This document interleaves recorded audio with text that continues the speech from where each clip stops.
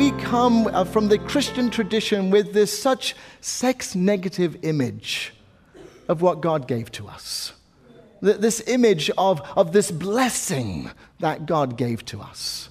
And many of us have been brought up in this culture, this experience, this existence that says that if you want to be a person of faith, then you need to lay the certain things aside in order to find the sacred and the holy.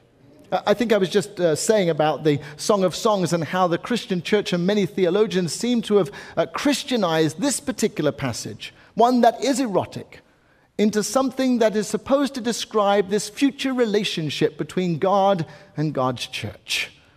And I don't know about you, but when I read that imagery, if that's really the relationship that Jesus wants with the church, well, I say bring it on. Because I wouldn't mind Jesus climbing my tree this morning. Okay.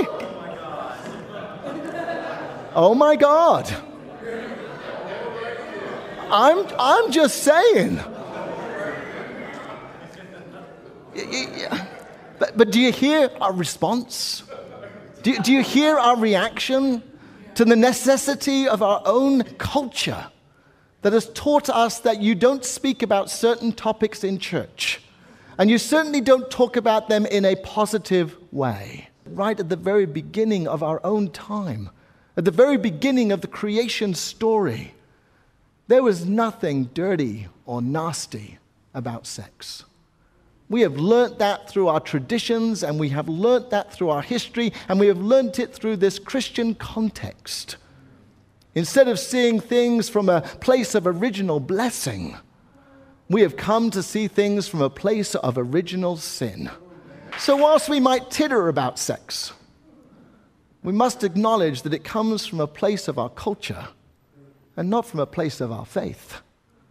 Our faith is a liberating faith. It is a faith that reminds us that we were created in God's image, each and every one of us, not only to be good, but to be very good, and to explore this original blessing that has been given to us. God made us as human beings, and God invited us to spend our journey on this spiritual plane, on this spiritual journey, finding a holy integration between our sexualities and our spiritualities. And I say it very deliberately, sexualities and spiritualities, because in this congregation we affirm the spirituality of all individuals, and each person's spirituality is as valid and as honest as somebody else's, as we're trying to be on that journey to fully integrate ourselves. To wholly integrate ourselves. Just as God was not separated out, so we must not be separated out. And when we separate ourselves out, we come from a place of that original sin rather than original blessing. God frees us to that liberty and to the joy of sex. The joy of sex that calls us to responsibility. The joy of sex that calls us to intimacy. Not just sex for our own self-gratification. The joy of sex that says, I can celebrate your body as you celebrate my body. The joy of sex that will lead to healthy relationships.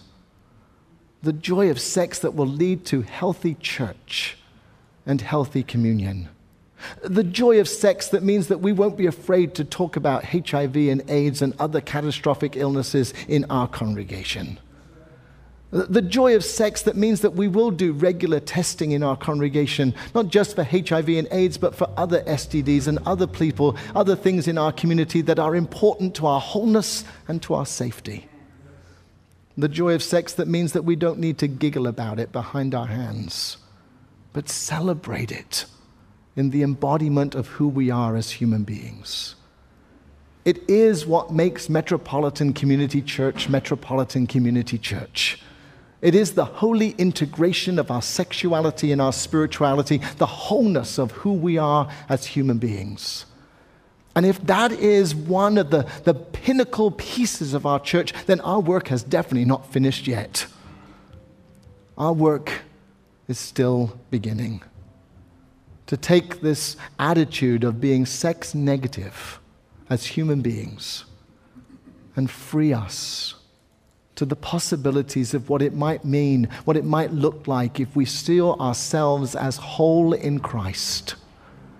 And in that wholeness, then to make the decision what we would do with our bodies and what we will do in our intimate moments of life.